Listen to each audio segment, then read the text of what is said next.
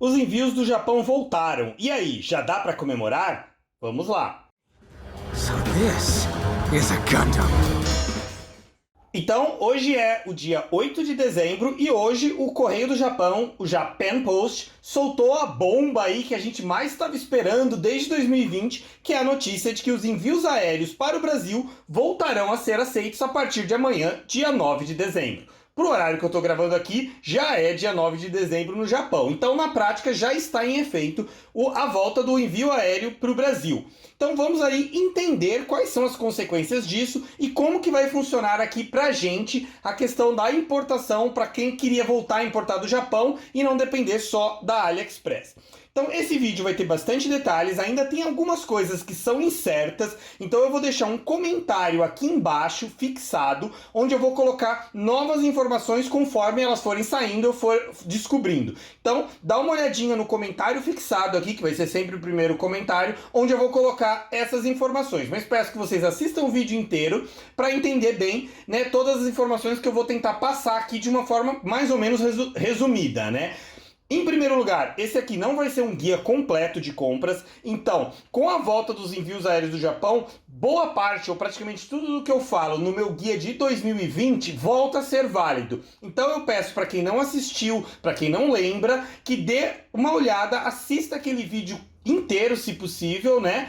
De 2020, eu vou colocar um link para ele aqui na descrição, vou colocar um link nesse comentário fixado e também um card aqui em cima para esse vídeo. Então assistam aquele vídeo, ele tem bastante capítulos, ele tem bastante explicação, então muitas das dúvidas que eu vejo o pessoal me perguntando aqui nos comentários, direto no Instagram ou mesmo no Discord, e peço que se vocês não participem, entrem no Discord do Gunpla Brasil, eu tô sempre participando lá, tem bastante gente legal lá, sempre postando, respondendo dúvidas, colocando informações. Então muitas das informações sobre a importação vão estar lá também. Também tem um link aqui na descrição do vídeo para o Gunpla do Discord Brasil. Eu vejo muita gente perguntando coisas que eu já falei naquele vídeo. Então sempre peço que o pessoal assista aquele vídeo antes de prosseguir aqui. Ok? Então se você já assistiu agora aquele vídeo, assistiu agora, ou já tinha assistido antes, ou está bem inteirado, então vamos lá para as atualizações, como que está a situação do Japão.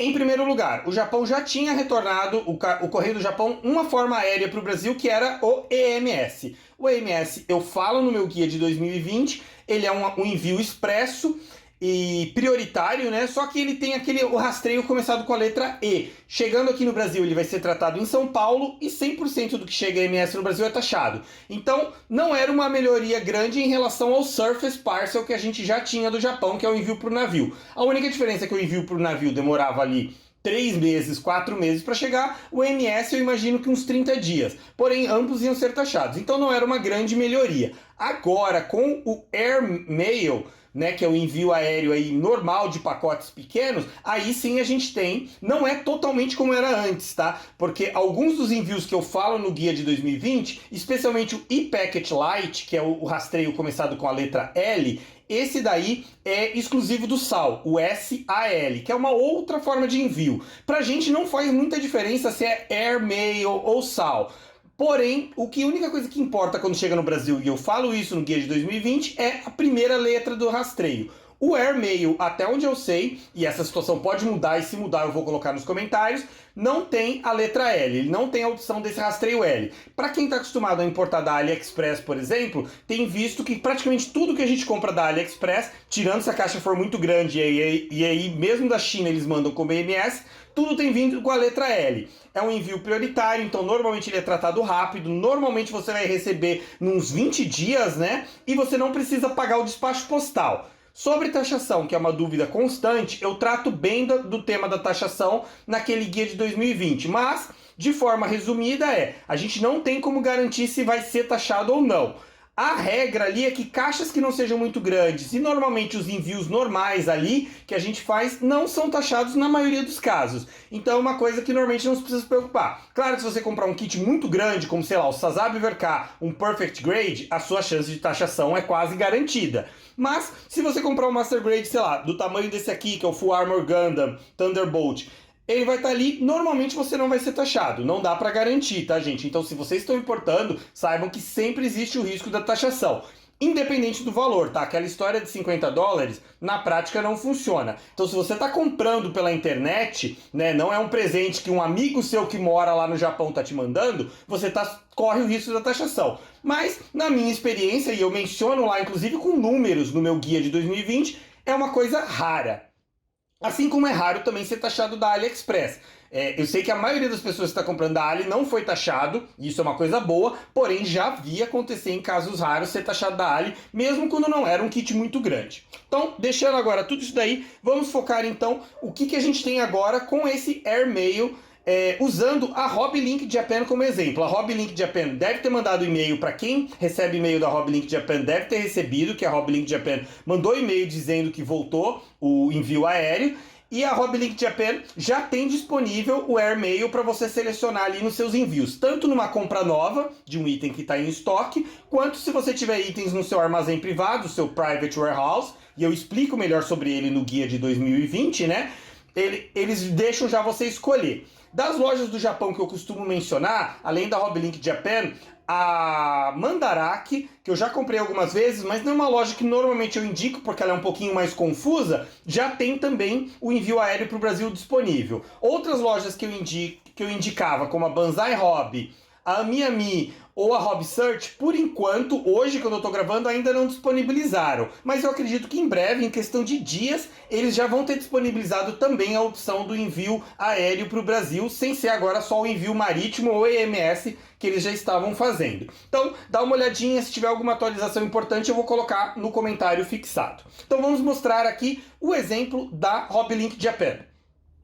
Eu estou mostrando aí, então, um exemplo de uma cotação de frete que eu fiz com a Hobbylink Japan, né? Você pode colocar produtos que você tenha no armazém privado. Nesse exemplo, eu tenho esses dois high grades recentes, né? Do Witch from Mercury, que é o Ifrit. Eu acho que é assim que fala, né? Ele começa com L, mas eu acho que esse L vai ter o som do I aí nesse caso. O Ifrit e o Aerial Gundam. Esses dois Gundams eu tenho no meu armazém privado. Não sei se no momento a Hobbylink Japan tem disponível em estoque, mas normalmente para você calcular o frete de um item da Hobbylink Japan, ele tem que estar disponível em estoque. Se você for fazer uma pré-venda ou reservar o que tiver em back order, você não consegue calcular o frete, tá? Então tem que ser um item que está em estoque para você simular o frete. Então aí está a simulação e você tem as três opções novas de Air. O EMS lá embaixo, como eu falei, não interessa muito pra gente.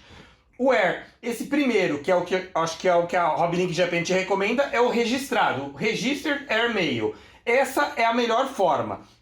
Eu falo no outro guia sobre o ePacket Lite que eu recomendava, mas eu deixo claro que a Hobbylink Japan ou a mesma Banzai Hobby, por exemplo, nunca disponibilizaram o ePacket Lite para o Brasil, tá? Então, a única opção que a gente tinha nessas lojas era provavelmente essas daí, que era o envio aéreo registrado. O Registered AirMail, o rastreio começado com R, que é o equivalente ao SAL registrado que a gente tinha antes, o SAL, né? Quando eu falo SAL é SAL, SAL registrado que a gente tinha antes. Esse envio R normalmente vai chegar aí na sua casa nos 20 a 30 dias e normalmente você vai ter que pagar o despacho postal. Raramente você vai ser taxado, porém você tem que pagar o despacho postal, que é uma coisa que o Correio já vem cobrando já faz, sei lá, uns 5 anos, mais ou menos de 2017, 2018 para cá. São R$15 que você paga, não é taxação, não é imposto, é uma tarifa que você paga pelo Correio para ele tratar da sua importação. Eu sei que é meio questionável ali tudo, mas enfim, é um valor que o Correio cobra, você não tem opção de não pagar, então você tem que pagar. Então chegando isso daí, você vai ter que acompanhar o rastreio. Quando ele chegar, ele vai aparecer ali, pagar o despacho postal. Você vai no seu ambiente Minhas Importações, que eu explico melhor lá naquele vídeo. Mas para quem não acompanha o rastreio, quem está acostumado a comprar na AliExpress, e muitas vezes só acompanha o rastreio pela própria AliExpress, eu sempre recomendo você pegar o código de rastreio que a loja vai te dar e colocar num site ou aplicativo para acompanhar. Seja o próprio aplicativo dos Correios para celular, eu uso o aplicativo dos Correios no celular, mas eu também uso o Moonbator, que é um site que eu gosto bastante para acompanhar, então eu posso fazer tanto pelo site quanto pelo aplicativo, ou um site mais específico, como por exemplo o parcelzap.net. Vou colocar o link dele na descrição também. É um site bom de rastreio, ele te dá muitas vezes informações que o próprio site da AliExpress, por exemplo, não te dá. E é muito importante você acompanhar o rastreio nos Correios do Brasil, especialmente pelo ambiente Minhas Importações, porque é lá que você vai pagar o despacho postal, lá que você vai saber se o seu item foi encaminhado para fiscalização para ser tributado, por exemplo. Se tiver algum problema com a fiscalização, vai ser tudo por lá. Então acompanhem por esse ambiente. E por ambiente Minhas Importações é onde você vai pagar o despacho postal. Até o momento, o Correio só está disponibilizando o pagamento do despacho postal por boleto bancário. Ele não está aceitando Pix e nem cartão de crédito. Antes ele aceitava cartão, agora é só boleto. Então você tem que emitir o boleto e pagar o boleto ali de R$15. Normalmente no dia seguinte ele confirma o pagamento do boleto e vai dar andamento no tratamento. Então esse é o Registered Airmail. A segunda opção, que está escrito ali Airmail Small Package, essa não tem registro. Provavelmente, os objetos sem registro, eles têm um código que começa com a letra U. Só que esse código normalmente a loja não te passa. Algumas lojas antes da pandemia te passavam, porque esse objeto, apesar de ele estar escrito que não tem registro, ele tem um rastreio. Você consegue acompanhar um pouco dessa letra U. Normalmente, quando chega no Brasil, você tem que pagar o despacho postal. Então, você precisa ter esse código iniciado com U para pagar o despacho postal. Só que muitas vezes a loja não te passa. Então, é uma situação complicada. Não recomendo comprar dessa forma. E só lembrando que, normalmente, essa forma ela não tem prioridade nenhuma no correio. Então, vai demorar bastante tempo para ser entregue. Eu tive um envio desses dos Estados Unidos recente, esse ano. Levou mais de 3 meses para ser entregue. Então, não recomendo. E principalmente porque normalmente você não vai ter acesso a esse código iniciado com a letra U. Se você não tem acesso a esse código, você não sabe se ele caiu no despacho postal. E já tive casos ali de inscritos que me passaram e eles não sabiam que tinha que pagar. Esse objeto voltou para o país de destino porque ele não pagou o despacho postal. Então não recomendo. E a terceira opção aí, que é o Airmail Parcel, essa opção é equivalente ao que a gente tinha antes do SAL Parcel, que é um envio para caixas maiores. É quando a caixa, as medidas dela ultrapassam o limite de small package, ou normalmente ultrapassa o peso, que é 2 kg, né? O 2 kg aí é o peso bruto, tá? É o kit que você comprou, ou kits, mais a caixa que embala o pacote todo. Então, se ultrapassar esse limite, eles vão colocar no parcel. O parcel, esse Airmail Parcel, não está compensando. Normalmente ele vai chegar com um rastreio com a letra C, o que vai ser tratado pelo Rio de Janeiro, o que em geral significa taxação, e ele está mais caro do que o EMS. Então, se você for comprar um kit grande que você sabe que vai ser taxado, é melhor mandar por EMS, porque você vai ser taxado de qualquer jeito, mas pelo menos ele chega mais rápido e normalmente é mais barato do que o Air Parcel, né? Então esse Air Parcel também vocês podem desconsiderar. Então a opção que interessa aí da Hoblink e provavelmente de todas as lojas que vão voltar a ter esse envio aéreo para o Brasil é o Registered Airmail. O nome às vezes varia de loja para loja, tá? Uma coisa que dá para perceber também logo de cara é que os valores de frete aumentaram, né? Esse frete para 2 high grades, para um high grade seria mais ou menos uns 1.000, 1.200 ien, e para 2 seria uns 1.500, talvez 1.600, não lembro assim exatamente, mas era nessa faixa até 2019. Já em 2020, antes mesmo da pandemia, o Correio japonês já tinha anunciado que ia haver um reajuste de preço, porque aqueles preços estão congelados há muitos e muitos anos, porque o Japão é um país que não é acostumado a ter reajuste de preços, inflação, né? Mas o frete internacional aumentou já naquela época. E, obviamente, durante a pandemia ele aumentou mais ainda. Então esse valor está mais ou menos aí quase que o dobro do que era até o começo da pandemia, até 2019, o frete. Mas essa é a situação e creio que isso não vai, obviamente, os valores voltarem para como eles eram. Outras dúvidas que vocês podem ter. Muita gente me pergunta por que eu estou olhando o valor na Hoblink Japan em ien. Até onde eu sei, você não consegue pagar para a Hoblink Japan em real. Apesar de você poder mostrar o valor da loja em real, ela vai sempre te cobrar na moeda dela, que é o ien. Você pode até mostrar em dólar o valor no site, se você quiser ter a referência. Mas eles fazem uma conversão meio doida para dólar. Eu fiz uns experimentos hoje, eles estavam usando uma cotação do dólar que não tinha nada a ver com a cotação do câmbio oficial entre o ien e o dólar. Eles estavam mostrando um valor muito mais alto em dólar do que deveria ser. A mesma coisa o valor em real. Eles estavam usando uma cotação muito estranha, onde o valor em real era bem mais alto do que a cotação oficial de converter do ien para o dólar e do dólar para o real, que é o que o seu cartão de créditos vai fazer, tá? Lembrando que o Banco Central não permite que compras feitas em estabelecimentos no exterior sejam cobradas em real. Até uns anos atrás, você podia fazer isso. Então, se você comprava até mesmo usando o PayPal convertia para você muitas vezes numa cotação melhor do que o seu cartão de crédito. Porém, e com isso você não pagava o IOF, porque você já pagava em real. O Banco Central acabou com isso porque ele entendia isso como sonegação do IOF. Então, se você vai comprar da Hoblink Japan, você vai pagar na moeda estrangeira. Normalmente vai ser o Yen. A AliExpress consegue vender no Brasil e outras lojas também, porque eles usam uma empresa no Brasil para fazer esse pagamento. Então, por exemplo, a PSN, né, a PlayStation Network lá, a PlayStation Store para você comprar, e eu acho que a própria Ali usa uma empresa chamada eBanks, que é uma empresa no Brasil que faz esse pagamento para você. Algumas outras lojas usam outras. A Hoblink Japan, que eu saiba, não usa isso, então você não vai conseguir pagar em real. Então, para você ter um valor fixo, que não vai variar também pela cotação, e é um valor real que você consegue saber o quanto você vai efetivamente pagar, eu recomendo sempre mostrar em Yen. Se você precisar no dia para saber, converte no próprio Google, você converte o valor de Yen para dólar ou de Yen para real, para você ter uma ideia. Mas lembrando que nem sempre essa conversão do Google, a conversão pelo câmbio comercial, é o que o seu cartão vai te cobrar. Normalmente os cartões de crédito cobram o que a gente chama de spread bancário, que é a diferença entre a cotação do valor comercial para o valor que o banco quer te vender, porque o banco não é obrigado a te cobrar a cotação comercial, ele pode te cobrar a cotação que ele quiser e normalmente vai ser mais alto e você também vai pagar o IOF. Então, só para você ter uma ideia, né, tenha noção disso daí também. Para quem está acostumado só a comprar na Ali e está acostumado a pagar em real e o valor que você paga na Ali é o valor final, você não paga nada mais. E também uma dúvida constante que eu recebo é: se dá para parcelar? Não, não dá. Essas compras internacionais você não consegue parcelar. Só parcela quem vende aqui no Brasil. Então, como a Ali usa uma empresa aqui no Brasil para cobrar de você, ela pode te parcelar, porque isso é uma opção que tem aqui no Brasil. As lojas do exterior não vão te dar essa opção. Então, se você for pagar com um cartão de crédito, você vai pagar à vista. Mas essa questão de pagamento eu falo mais no meu guia de 2020, que eu espero que vocês tenham visto aí.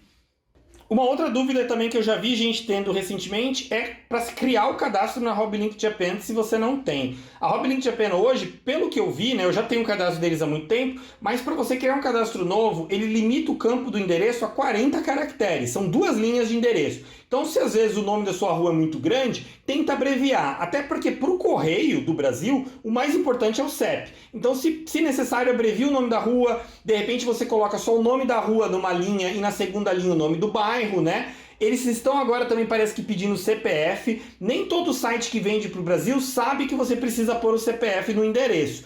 Então, se o site não tiver um campo específico do CPF, e nem sempre eles sabem que chama CPF, tá? Muitos sites aí do Japão, por exemplo, não vão chamar de CPF o campo. Eles chamam de Tax ID, ou identificação de imposto, de taxação, alguma coisa assim, mas esse campo, normalmente, você vai ter que colocar o seu CPF.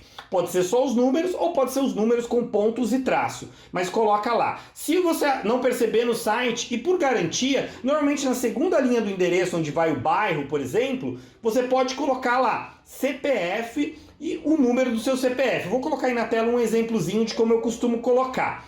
Lembrando que para o endereço o mais importante é ter o CEP, que é o que o correio precisa, e o número e complemento. Então, se tiver o número do seu prédio, se você mora num prédio, coloca o número do apartamento. Se você mora numa casa, às vezes só o número basta, mas é para colocar ali para não ter problema quando chegar no Brasil. Já tive gente também, já vi exemplos de gente que colocou um número incompleto, alguma coisa errada, quando chegou no Brasil foi devolvido porque o endereço estava incompleto, o número não existia e o correio não vai entregar. Então, presta atenção nisso aí se vocês criarem um cadastro novo, né, seja na Hoblink Japan ou nas outras lojas aí que eu indico naquele guia. Um detalhe importante também que o pessoal sempre me pergunta é sobre a quantidade de kits. Nessa simulação vocês podem ver que eu coloquei 2 high grades pequenos, que as caixas não são muito grandes, né? A maioria dos high grades, vocês sabem, a caixa não é muito grande. Alguns têm caixas maiores, mas a maioria é assim. Então vai muito assim, não tem uma regra clara. Eu tentaria não colocar muitos kits. Então normalmente 2 ou 3 high grades, um master grade, a não ser que o master grade seja bem pequena a caixa, então talvez 1 ou 2 master grades, mas nada muito grande. Então, por exemplo, o Full Armor Thunderbolt é uma caixa grande. Eu não arriscaria colocar ele com outros kits, porque aí a caixa vai ficar muito grande, o peso talvez aumente, o frete fique muito caro. Porém, você mandar, por exemplo, um só high grade, eu acho também é uma certa desperdício, porque esses 2 kits vocês estão vendo que o preço está dando 2.610 ien, para mandar um kit só dá 2.050 mais ou menos. Então vocês percebem que de 1 para 2 não aumenta tanto, então compensa. É melhor você fazer um envio com 2 high grades do que 2 envios com um high grade cada. Então vocês também têm que fazer essas simulações e tentar ver. Se vocês tiverem dúvidas sobre o tamanho da caixa, a Hobby Link Japan costuma mostrar as medidas da caixa e o peso. Então vocês podem ter uma ideia aí, de repente usar uma fita métrica e colocar numa mesa para ter uma ideia do tamanho da caixa, mas tentem não juntar muitos kits, né? Então normalmente é isso, 2 a 3 kits. Se for uma caixa maior, um kit muito grande, Real Grades normalmente tem a caixa menor, mas por exemplo o Sazabi, o Real Grade Sazabi tem uma caixa maior. Eu não arriscaria colocar o Real Grade do Sazabi com outros kits, porque aí já vai ficar muito grande e aumenta não só o frete, mas também a chance de taxação, porque uma caixa maior vai chamar mais atenção na receita. Não é garantia, tá, gente? Isso aqui eu só tô falando é assim baseado na experiência, mas não é garantido. Pode ser que você mande uma caixinha só pequena e de repente você dá azar e é taxado. Pode ser que o cara mande uma caixa enorme, um kit enorme e não é taxado. Então não é uma regra assim a ferro e fogo, mas é uma orientação geral. E também quando você estiver comprando dessas lojas do Japão, se possível, aproveitem o frete para mandar coisas menores. Por exemplo, você quer um entry grade o mais simplesinho, que é uma caixa bem pequenininha. Não compensa comprar só ele da Hobby Link Japan. Mas se você já está mandando uma caixa para você e não está muito cheio de coisas, coloca o entry grade ali. Gundam Marker, que eu sempre falo pro pessoal comprar, porque na AliExpress é caro. Coloca a Gundam Marker ali, sabem que eu recomendo a que derrama tinta, Pour Type, mas pode ser a Gundam Marker normal, inclui ela para panel line, né? Inclui ela lá na caixa, ela não vai aumentar no frete e é um jeito fácil de você ter ela baratinho, ela custa coisa de R$10 lá no Japão, né? 10, 12 reais uma Gundam Marker, você inclui ali e não vai aumentar no frete. Então considerem isso também, dá uma olhadinha na loja e vê se não tem alguma outra coisa, de repente uma lixa, uma ferramenta pequena, alguma coisa assim. Tenta aproveitar que o preço lá no Japão é melhor do que na AliExpress. E assim vocês maximizam, aproveitam melhor o frete. Uma outra dúvida muito comum é sobre a questão do estoque. Para quem comprava antes da pandemia, até 2019, sabe que era muito fácil você achar a maioria dos kits nas lojas japonesas. Você ia lá, você encontrava o kit, você comprava e mandava para você e acabou. Desde a pandemia, isso mudou assim drasticamente. Na AliExpress até que você encontra bastante, embora os preços são mais altos. Agora, nas lojas japonesas e mesmo nas lojas americanas, os kits desapareceram. É famoso no mundo todo a escassez de Gunpla que está atingindo aí o mundo todo desde 2020. A Bandai não tem conseguido fabricar Gunpla para atender a demanda. Então eles têm desaparecido. Vocês devem ter percebido que mesmo em lojas do Brasil você não acha mais. Às vezes na Ali também, mas lojas japonesas. Então se você for hoje na Hobby Link Japan, você vai ter alguns poucos high grades. Eu vou mostrar aí os que eu vi hoje que estão disponíveis. Alguns entry grades e só. Não tem nenhum real grade, nenhum master grade. Então fiquem atentos a isso. Então nem tudo vai melhorar por enquanto por causa dessa questão da escassez. E tem um outro assunto que eu tratei num outro vídeo, vou colocar um card aqui, que é sobre a suspensão que a Bandai pediu para que as lojas japonesas não vendessem Gunpla para fora do Japão. A única loja japonesa que desrespeitou esse pedido da Bandai é a Hobby Link Japan.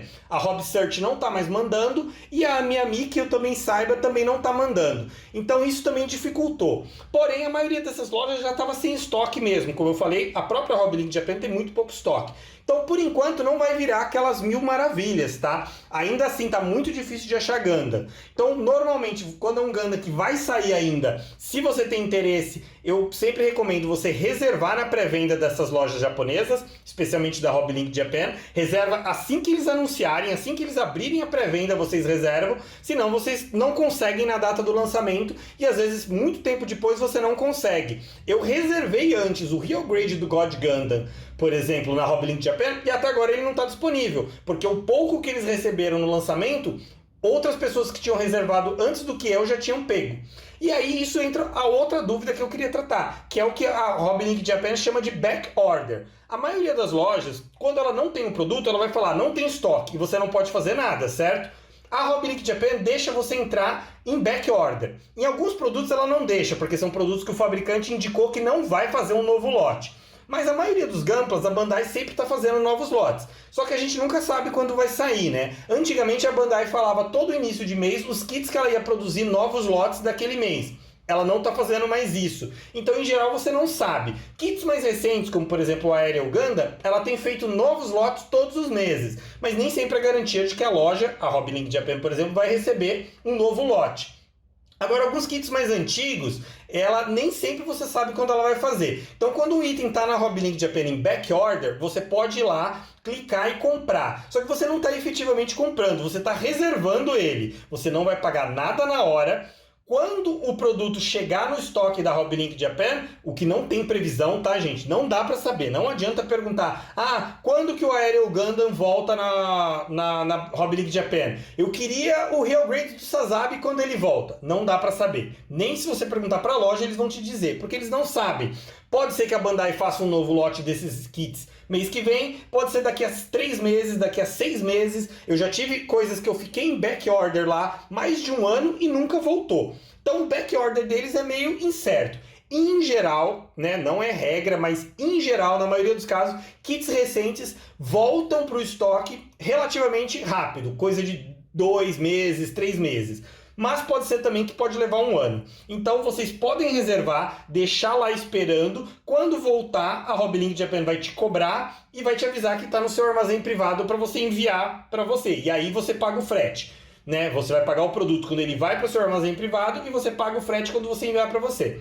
Porém, isso pode levar meses, não dá para garantir. Então não contem muito com o back order. Vocês podem reservar porque o preço é mais barato, mas se vocês querem muito kit, talvez é melhor dar uma olhada numa loja que tem ele em estoque, até mesmo na AliExpress, apesar de ser bem mais caro. Então considerem isso, que eu sei que é uma dúvida comum sobre como funciona o back order, porque é uma coisa meio que específica da Hobby Link Japan. A maioria das lojas não faz isso. Ou elas te vendem o que ela tem em estoque, ou elas falam que ela não tem. E só quando voltar, ele simplesmente aparece no estoque. Aí normalmente você tem aquelas lojas que tem um botãozinho, me avise quando voltar para o estoque. E aí você registra o seu e-mail e eles te mandam o e-mail. A Hobby Link Japan deixa você deixar reservado para quando voltar ao estoque, porém eles não te garantem quando que vai voltar ao estoque. Mas é importante você saber que as pessoas que reservam nesse back order, quando o produto voltar para o estoque, vão ter a prioridade. Então se você não reservou no back order deles, quando voltar para o estoque, todo mundo que reservou vai pegar esse estoque. Se sobrar um saldo, é que vai ficar disponível na loja como em estoque para você comprar. Então também tem isso aí que vocês têm que considerar, né? Vocês podem reservar, vocês não pagam antes para reservar no back order e vocês podem cancelar a qualquer momento. Porém, me disseram que se você reserva muitos itens e cancela, eles acabam meio que banindo sua conta. Então não vai sair reservando a loja inteira e depois cancelando tudo. Eles não gostam disso. Não sei dizer bem como que funciona isso lá. Suponho que vocês podem perguntar para eles por e-mail, mas duvido que eles vão te dizer. Mas usem o bom senso. Só reservem o que vocês realmente querem e só cancelem se vocês realmente não quiserem mais. Não fiquem aí reservando e cancelando, porque eu acho que a loja vai acabar não gostando disso. Então acho que essas são as principais dúvidas, né? O grosso das informações vai estar naquele guia, como eu falei, mas aqui eu tentei trazer as dúvidas. Eu acho que praticamente tudo que a gente tem de recente aí, eu já registrei aqui. Novas informações, conforme elas forem aparecendo, eu vou trazer aqui. Então lembrando que eu não vou fazer um novo guia de compras. Aquele guia de 2020, eu creio que ele já cobre praticamente todas as principais dúvidas. As coisas adicionais ou informações novas eu estou tratando nesse vídeo aqui. E quando eu receber esse kit, eu provavelmente vou fazer um correio Gunpla, né? Quando eu receber essa caixa, eu faço um correio Gunpla e aí eu trago as informações mais completas lá. Então fiquem de olho, se inscrevam no canal se não são inscritos, fiquem de olho nos próximos vídeos e especialmente nesse correio Gunpla, quando eu receber essa caixa da Hobby Link Japan, se der tudo certo, né? Claro.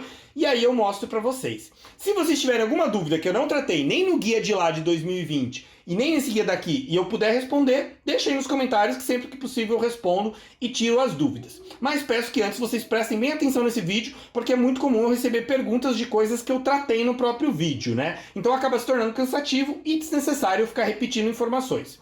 Espero que vocês tenham gostado desse vídeo, espero que essa informação ajude, espero que com esse volta dos envios aéreos, a situação pra gente como amantes do hobby, facilite para ficar um pouco mais barato, um pouco mais fácil para a gente importar, sem depender exclusivamente da AliExpress, como a gente vinha dependendo durante esses mais de 2 anos aí da pandemia. Então, espero que vocês tenham gostado, vamos espalhar essa febre Gundam, obrigado e até a próxima!